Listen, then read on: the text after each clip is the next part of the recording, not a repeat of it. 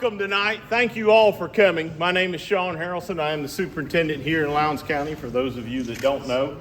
And I just want to tell you how much I appreciate all of you coming out tonight to support our boys and girls and the announcement of our new head football coach here at Lowndes High School. It's my honor and it's my privilege to introduce to you tonight Mr. Adam Carter, our new head football coach here at Lowndes High School. Let's give him a round of applause.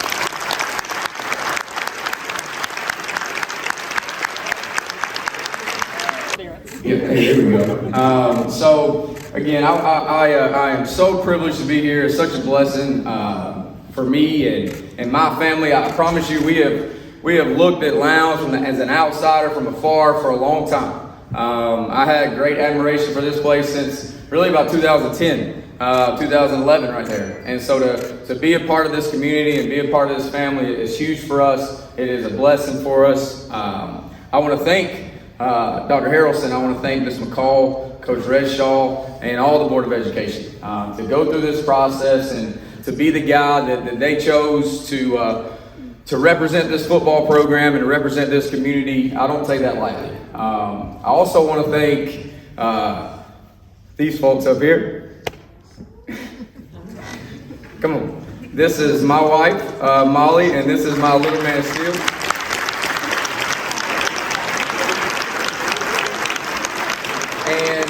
I know it's old school and it's throwback, but he's got his Letterman jacket on right there. I figured y'all would appreciate that.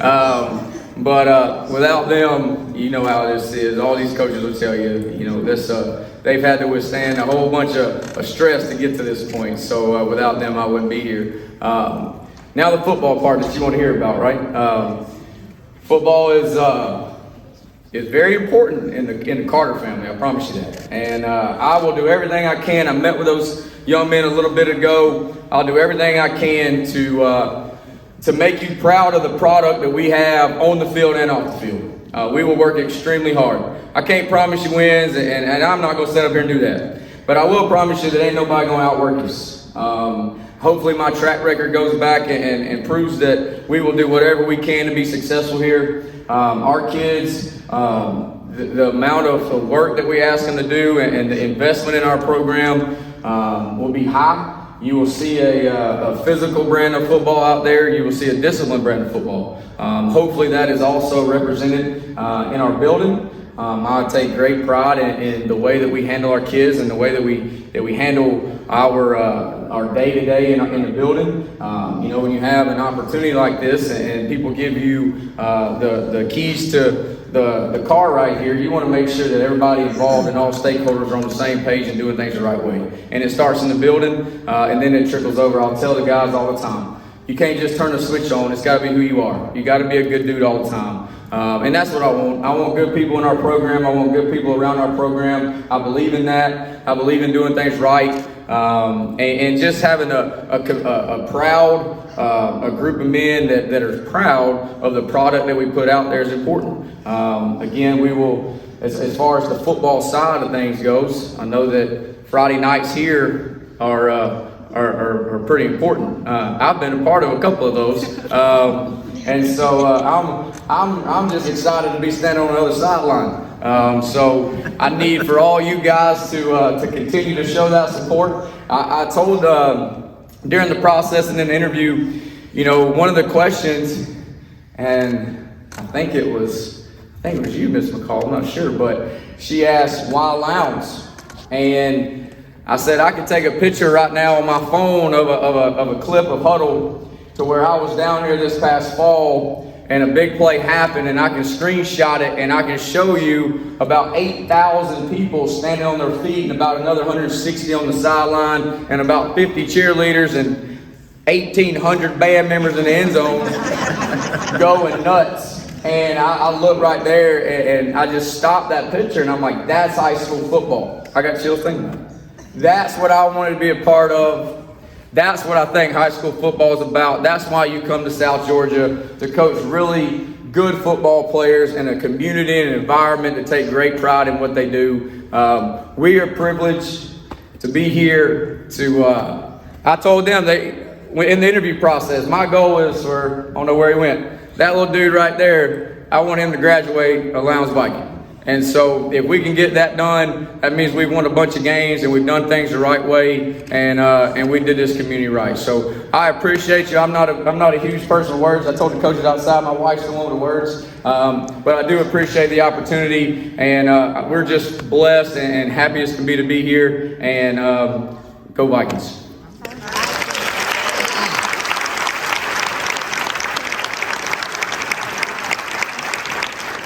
I wasn't supposed to turn that off yet. Coach Resh, y'all said, I got a couple of questions. All right, so anybody have questions for me? You want me to ask y'all something, maybe? Anybody? Right there. So, do you have your staff put together yet, or if not, when can we expect you to announce that? Yeah, so we've taken a couple of days and met with some guys and done those things. There's a couple that'll be in place next week, and hopefully by the end of next week we have a lot more of that staff that'll be complete. That's the goal. You know, when you start talking about education and the teaching profession, it's not like college. Yeah. You know, it's not like a whole staff just up and leaves and there's no teaching position in this building. And so my guys have got to align to what Ms. McCall has in her building, and we got to make sure we bring in teachers and good folks in those spots for our kids. And so that's a process that takes a little time, and I don't want to rush stuff. I want to make sure I got the right people here. You're the third head coach since 2019, and you'll be some of these kids' third coach. What can you do to help bring some stability to a program that seems to kind of struggle to find somebody to look at? So this is not the first time this has happened. In 2019, March of 2019, I did the exact same thing. I took over a program that I was the third head coach in I think 36 months or something like that. And that's tough. And really what it is it's tough on everybody, but it's really tough on your rising seniors. You know, it's the third head coach that they've had to talk to. And like I told them, I met with them before, the biggest thing that I can do here right now is I've got to gain the trust of those seniors right now. And if I can do that, and I can get them on the same page with me, and I can get them on board with both feet, like I said earlier, that helps that transition. The biggest thing is trust, though. I've got to earn their trust right out of the gate as fast as I can. And until I do that, nothing else will really matter.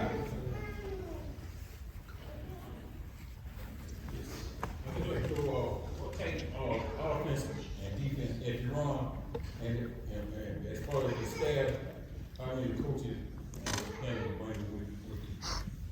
So my answer to that in the interview process was we're going to run the offense that scores the most points we can. We are I think it's going to, I don't know if you fit a round peg in a square hole. You've got to look at what you got. You got to look at what your kids do well. You got to figure out what their strengths and weaknesses are. So I think there's a lot that goes into that. We will, as an outsider looking in, from a long time, Lowndes has been known to be very physical and have dudes that can run. Well, my philosophy is to get those dudes that can run the ball and let them run. And so whatever way we know how. Defensively, we'll be multiple. I kind of have had a niche for some defensive stuff the last couple of years. Hopefully I've done a decent job. And so we'll be multiple up front. Whatever it takes on Friday. I mean, I think the game has changed so much that you don't just say, I do this, this, and this all the time, because you don't know what you're going to see on Friday night. So you got to be able to adjust. How many that coaches, that's kind of to be announced. You're going to have coaches, some that are going to have other opportunities that are going to go, and some that are coming, and all those things. So that's just part of a puzzle you got to put together. So that's kind of one of those to be determined deals. Again, there was a bunch of really good men on this staff before. I've been having a chance. I was joking. My wife kind of surprised me last night, but we started the staff meeting at 7:30 yesterday morning, and me and Coach Wisham left at 7:30 last night, just meeting all day. And so with different coaches about different things and making sure philosophies line up and all those things. So there's a lot that goes in it. Go ahead. We've had in the past some issues with, we need support with our middle school program. We need to get back to where we have 9 teams. We've got 3 middle schools. We need 3 6th grades, 3 7th grades, 3 8th grades. It's a feeder program to come in here. What's your plans to work that out? Middle school athletics, and especially obviously middle school football, was a big conversation throughout the process. We've got to do, my whole thought process and belief on middle school athletics is we've got to be able to get kids to me. And what happens is if you do have low numbers or you got 80 on one team and kids ain't playing, I may never see those kids. The middle schools are the lifeline of high school football. It is what it is. If those kids never walk through my doors as rising ninth graders, now I got a problem, because that means we're probably not winning a ton of games, and he ain't gonna graduate from Lowndes, right? So we are in the process of talking with Coach Redshaw and some other things about getting some of those things going. That'll be a joint effort when it comes to that, because a lot goes into that as well. Not just from the eyes, like, well, we need this, and this, which is correct, right? I'm with you. But there's also a lot of things that has to happen in the background in order for those things to happen, and all those things. So that was one of the things. I met with Coach Redshaw. We met with Coach Holly. We've already done those things. Some of those things are in motion. May not happen tomorrow, but they're definitely in motion. That will be addressed early. Absolutely. Listen, I promise you that my bosses are not going to ask me who played on Friday. They're just going to ask me if we won. And so I'm going to do whatever I got to do to win. Good, ain't they? Did you play ball through college, high school?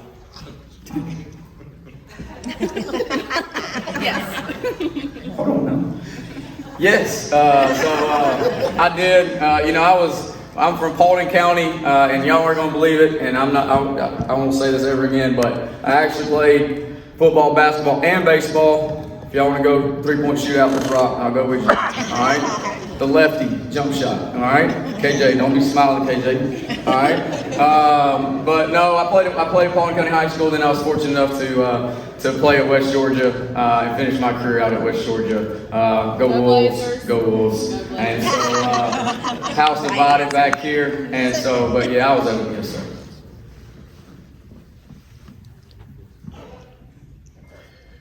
Coach Carr, I know this is a premature question, but do you plan to have a spring game this year? It'll be an inter-squad in the spring. Okay. Yeah.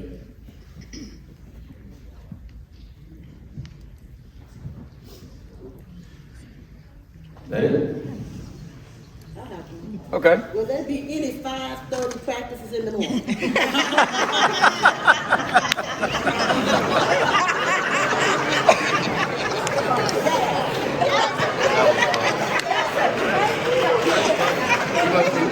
You must be parent. This is a whole row of football balls right here. So now I will tell you this: I am a morning person. At 3:45 this morning, I was staring at the clock.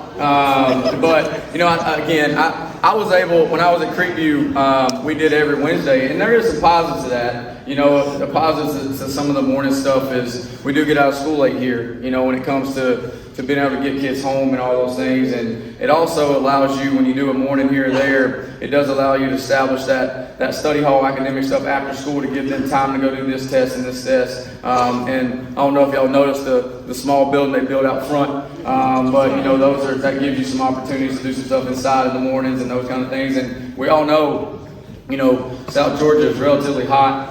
So early in the year and stuff like that, but that's just going to all come into the conversation I have with admin and those kind of things, and figuring out the best way. I mean, if we know the next day there's a chance of a bad thunderstorm in the afternoon that's going to do something or whatever, we need to go in the morning, that kind of stuff.